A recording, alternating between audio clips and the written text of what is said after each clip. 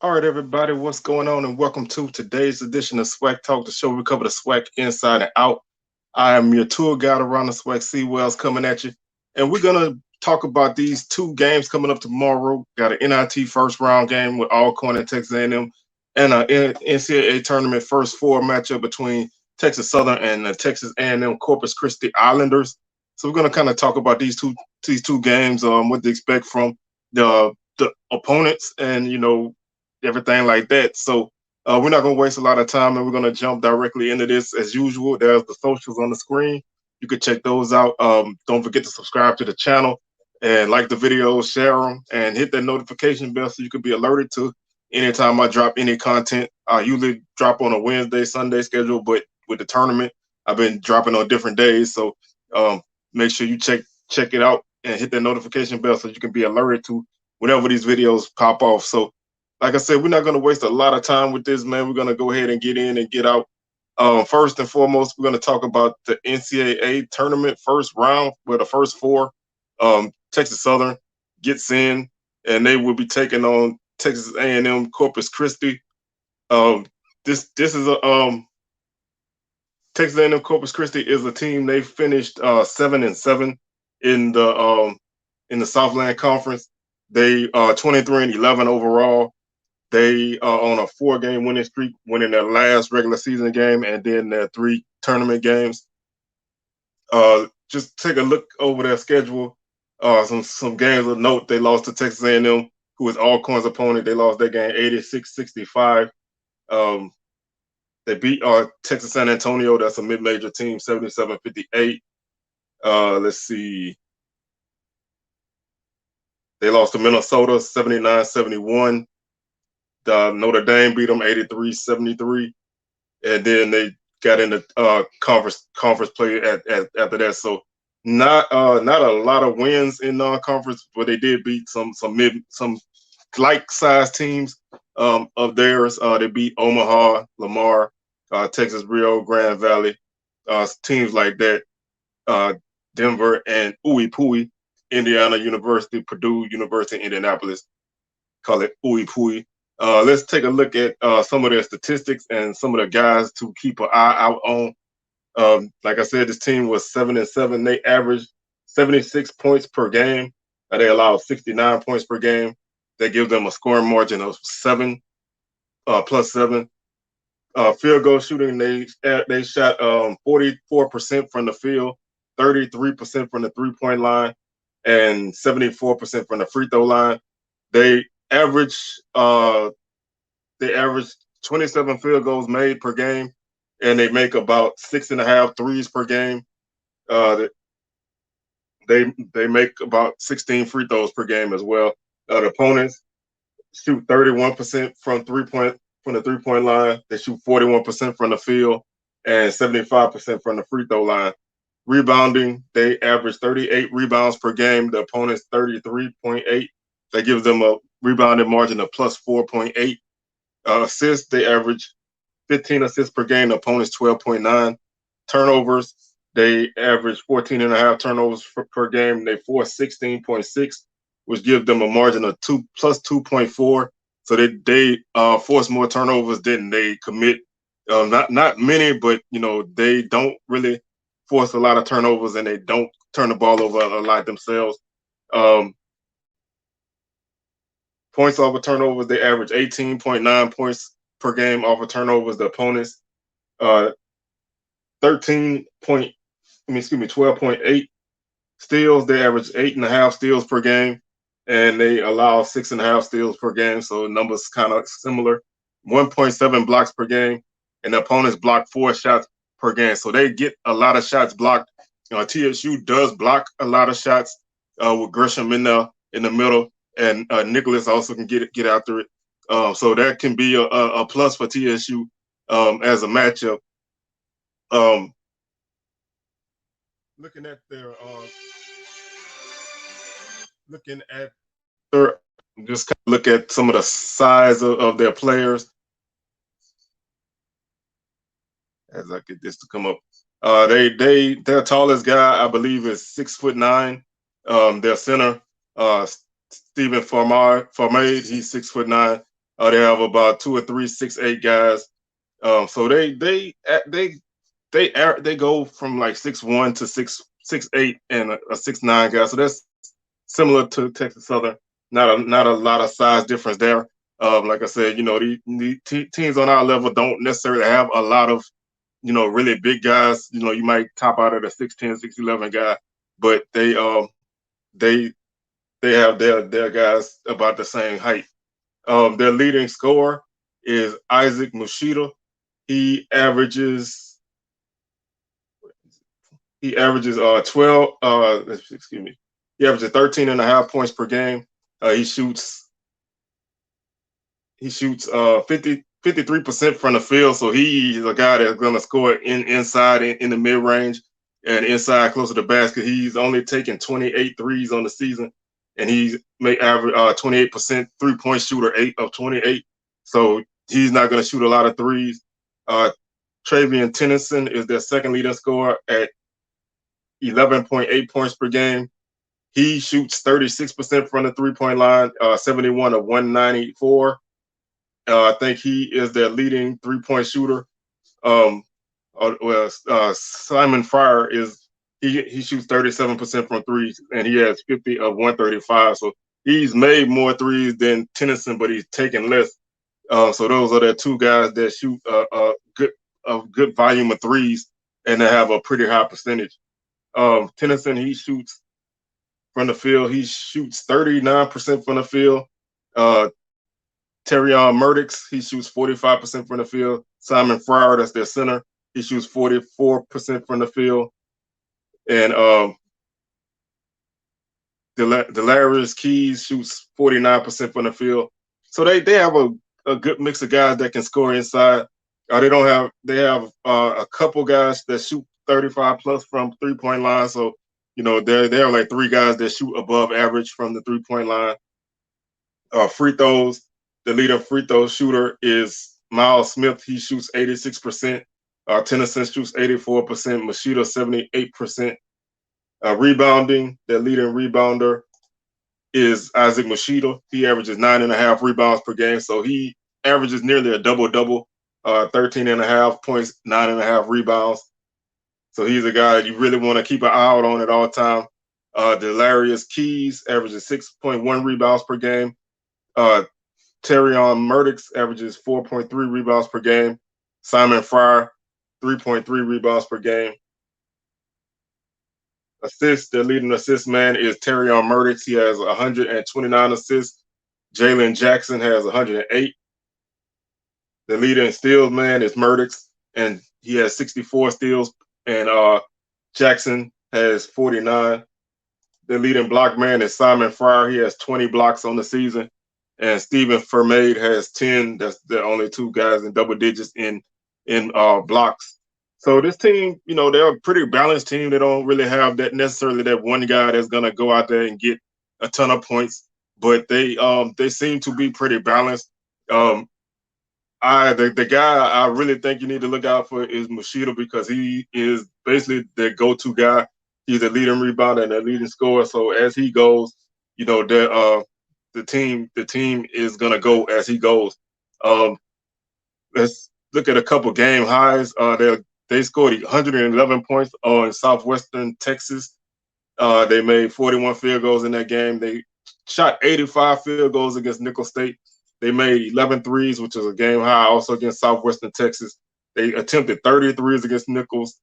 Rebounds, 59. That was against Saul Ross State. 30 assists as a team against Texas Lutheran. They had 17 steals against Minnesota, 4 block shots in about 5 games, and 19 turnovers is their high on the season.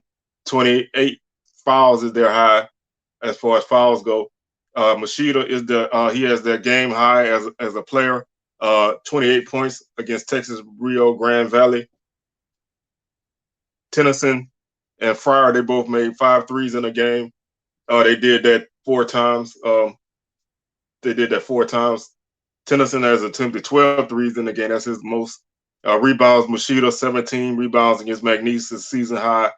Assists, Murdix, 10 against Texas Lutheran. 5 steals against Texas Lutheran and Northwestern State and Minnesota. Murdoch and Jackson both had 5 in those games. Fire had 4 blocks, which is a team high. So as you can see, you see the guys who really need to keep an eye out on. In a game like this, you never know what you're gonna get. It's gonna be a tight game, especially early. I feel like these first 4 games, especially at the beginning, you don't really know what to expect from somebody. This game is I think it's a 5:40 tip off on True TV, so that it's pretty mid afternoon or early evening, I guess you could say. And these two teams gonna probably take the first half to fill each other out. TSU, we'll run through what they do. They average 69 points per game. They allow 65, so they have a scoring margin of 3.7. They shoot 43% from the field. Their opponents shoot 39. 3-pointers, they shoot 31% from the field. The opponents 29. Free throws, 67%, and opponents 65. Rebounding, TSU averages 39 rebounds a game, and they allow 34, so that's a margin of +5. So the TSU has a slight rebounding edge in this game. Assists, TSU 10.7, the opponent's 10.9, kind of close to even. Turnovers, TSU turns the ball over 14 times, the opponent's turned it over 12 to -2.6. Turnovers are pretty even for both teams. TSU averages 5 steals per game. Texas A&M Corpus Christi average about 8, so they have a slight edge there. TSU's opponents average 8 steals. Blocks, TSU averages 5 blocks, and opponents 2.5. Like I said, Texas A&M Corpus Christi, their opponents block 4 shots a game, so that's a good advantage for TSU. For a team that has 5 guys with double-digit blocks. Yeah, Gresham, John Walker, Jordan Carl Nicholas, Jordan Gilliam, and Yashuza Rosas. They all have at least 10 blocks. Gresham has 65, so he definitely is going to get his share of blocks in this game if they can really lock down the paint. As far as scoring, TSU is a team that don't have a double-digit score. John Walker leads the team at 9.9 points per game. He usually comes off the bench. Nicholas, 9.5. Bryson Etienne, 8.5. PJ Henry, 8.3. Gresham, 7.2. Hopkins, 6.4. Lawson, 6.3. Jones, 6. Gilliam, 4.7. And Rostas, 4.6. So you have a multitude of guys that average at least 4 points a game. Nobody averages more than 9.9. So they have a bunch of guys who can score the ball.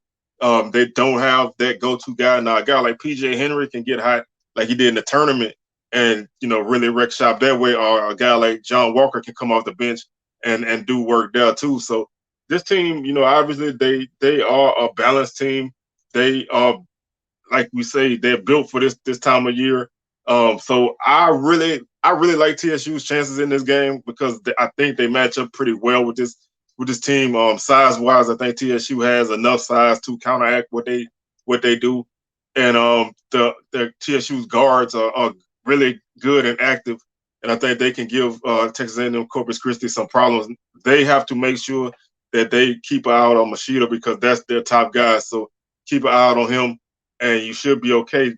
The one advantage I give TSU in a game like this is this is not going to be a moment that's too big for them because they've been there. They've been to the tournament. They've won a First Four game before.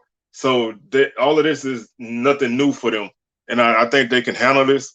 And I think, it may be a slow start. It may be kind of a, up and down affair early, but I think TSU will find a way to pull this one out and pick up a big victory for them and move on to their next game, which would be against Kansas on Thursday. So that's obviously that's a really tough matchup early, but I feel like it's better to be able to get these kind of games out of the way and possibly get you a W and then move on. But I can feel where some people come from where they say, why should you have to play your way into a tournament that you're already in? So I can understand that, but really, as far as this goes, I think Texas Southern should have a good chance in this game.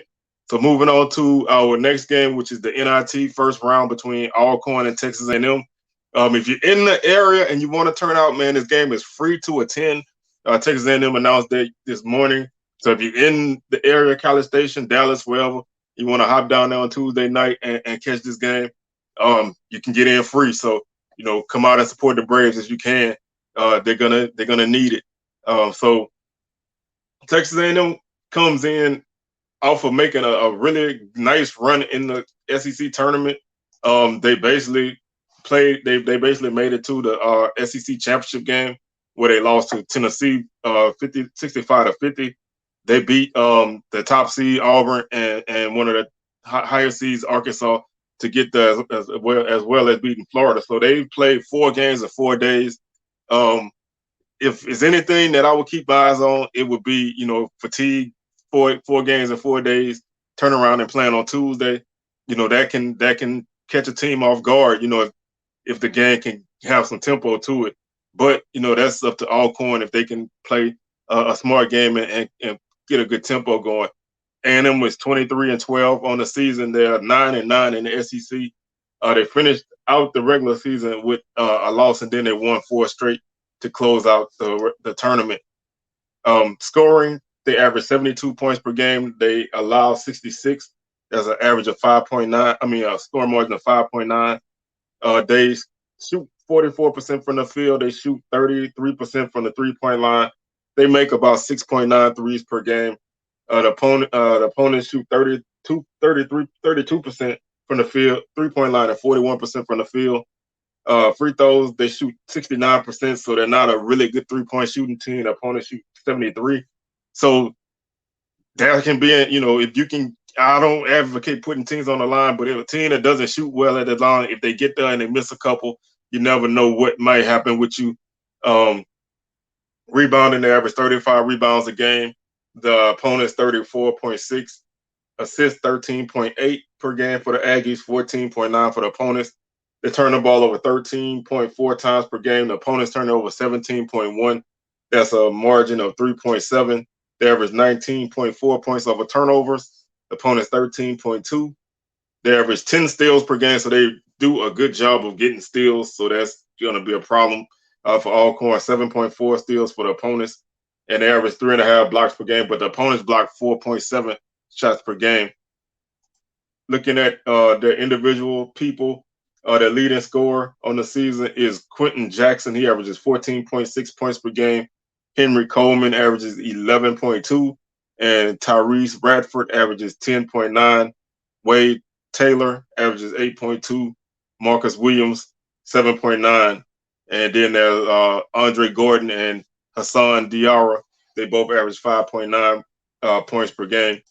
Minutes wise, they don't play a lot of guys. They play, their starters play about average of about 25 minutes a game.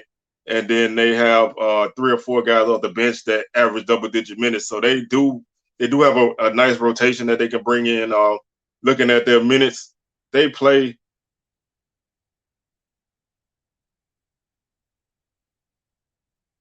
about 11 guys. They can go about 11 deep, maybe 12. With looking at Javante Brown, he averages 7.2 minutes per game. So they have some depth. It's going to be important for them to use that depth because I know they're going to be spent playing 4 tough games in 4 days to get to the SEC championship. But it's going to be up to Alcorn to press the matter in this issue if they want to take advantage of that. The leading shooter from the field is Henry Coleman. He shoots 56% from the field. He's a guy that's definitely going to be around the basket. The leading 3-point shooter is Tyrese Radford. He shoots 42%, 44 of 104. And Andre Gordon shoots 39%, 39 out of 100. And Quentin Jackson shoots 35%, 40 out of 113. So they have 3 guys who have attempted over 100 threes. They have attempted 714 as a team. Free throws. The leading free throw shooter with multiple attempts is Quentin Jackson. He averages 83% from the free throw line, 143 of 172. Wade Taylor, 66 of 86 for 76%. The leading rebounder is Henry Coleman. He averages 6.3 rebounds per game. Tyrese Radford, 5.8. Aaron Cash 3.4, and Quentin Jackson 3.4, Aaron Cash 3.3. Leading assist man is Marcus Williams. He has 93 assists on the season. Wade Taylor 76, Quentin Jackson 66, Andre Gordon 57, Tyrese Radford 50. So they have a few guys that really, they share the ball really well. Steals, the leading steal man is Quentin Jackson with 60. The leading block man is Ethan Henderson with 22 blocks. And he plays about 14 minutes and he has 22 blocks. So he's a guy you really want to keep your eyes out on. If you're Alcorn, when he gets in the game, you can expect him to probably try to alter some shots. Looking at Alcorn, this team was a surprise team this year in the conference. They kind of came out of nowhere. They were picked eighth, and they played a really solid regular season and got themselves a number one seed in the tournament. Ultimately, they lost in the championship, which led to them making the NIT. So this is a team kind of playing in a situation that they're not familiar with as a team. So we'll see how they handle this. Alcorn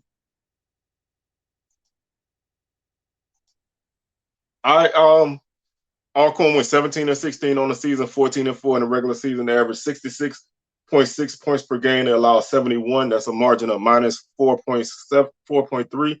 They shoot 41% from the field, 31% from three, and 69% from the free throw line. The opponents 44% from the field, 34% from the 3-point line, and 70% from the free throw line. Alcorn averages 36 rebounds a game. The opponent's 34.7, margin of 1.3 rebounds per game. Alcorn turns the ball over 14.1 times per game. The opponent's 13.3. Points over turnovers, 13.2 points for Alcorn, 14.4 for the opponents. Alcorn averages 7.5 steals. The opponent's 6.8. Alcorn averages 2.7 blocks. The opponent's 4.1. Looking at the scoring, Alcorn's another team who kind of has, a few guys that can get it done for you. Their leading scorer is Justin Thomas. He's the only guy that averages double digits on his team. He averages 10.9 points per game. Although Keandre Montgomery is at 9.8, Darius Agnew is at 9.1, Dominic Bruton is at 8.6, Lionel Henry 8.3, Dontrell McQuarter is at 8 points per game, Otis Walker 7.2, Ladarius Marshall 7 points per game. He didn't play much this season, but this is Byron Joshua is at 6.9. So they have a bunch of guys that can score. They similar to Texas Southern, how they have a few guys who can get it done. They don't, but I would say Justin Thomas is the guy that stirs the drink for them. He averages 30.5 minutes per game. Henry averages 26. Joshua 25, Bruton 23, McQuarter 23, Keandre Montgomery 21, Otis Walker 20, Agnew 19, McQuarter 19, Paul King 18.5. So those are pretty much the guys who they're gonna play about 7 or 8 guys, maybe 9. So they're not deep, but so they cannot afford foul trouble in this game. The leading field goal shooter is as far as what enough attempts would be Darius Agnew at 49%. 3-point shooter is Lionel Henry. He's at 40%. Otis Walker at 34%. Keandre Montgomery at 34%. Free throws, Montgomery is at 78%. Rebounding, the leading rebounder on the season right now is Lionel Henry at 5.4 rebounds per game, Bruton at 5.2, Agnew at 4.8, McQuarter at 4.2, Thomas at 3.7. Justin Thomas is the leading assist man. He actually led the SWAC in assists, over 4 per game. The leading steal man is Thomas at 57, and Henry has 28 blocks on the season. McQuarter 14, Agnew 10. So this is a team you gotta, I think Alcorn they're gonna be game. They're gonna come out and they're gonna play hard.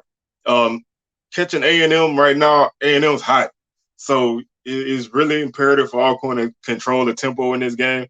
If they can push them a little bit and maybe catch A&M with some tired legs, you can give yourself a chance. But playing on the road in a situation like this is going to be tough. So I hope the Braves can come out and play some smart basketball and, put on a good showing and, roll the dice and see what happens. So that's gonna do it for this show. We'll break down the JSU women's game later on this week as they face LSU in the NCAA tournament first round in Baton Rouge. So again, this game, Alcorn, Texas A&M, is tomorrow at 8 p.m. Free attendance if you're in. Excuse me, if you're in the area, free attendance. So if you can get down there and catch this game, man, do. Otherwise, I think this game is on ESPNU. I want to say, might be wrong on that, but it's on the ESPN Family Networks. The First Four game, TSU, Texas A&M Corpus Christi, True TV, 5:40 p.m. Central Time. So make sure if you can catch both of these games, man, please check them out. I'm your tour guide, C. Wells, man. I'm going to sign out, and I hope y'all enjoy the rest of y'all day. Peace.